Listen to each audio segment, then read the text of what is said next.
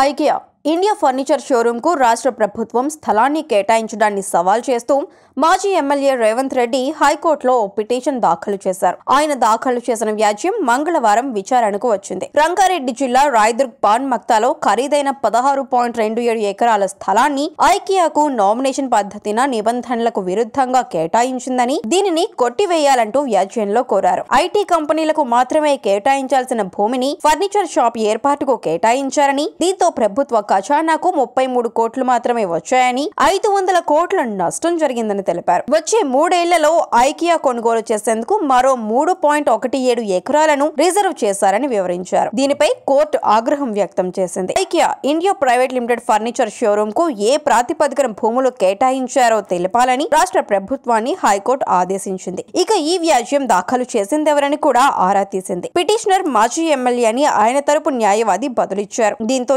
ఎంపీలు, ఎమ్మెల్యేలు, ప్రజా ప్రతినిధులు తమ గొంతును చట్టసభల్లో ప్రజల తరపున వినిపించాలి, ఇలా కోర్టులకెందుకు వస్తున్నారు అని ధర్మాసనం వ్యాఖ్యానించింది. ఈ మేరకు సిజే రాధాకృష్ణ నేతృత్వంలోని ధర్మాసనం ఆదేశాలు జారీ చేసింది.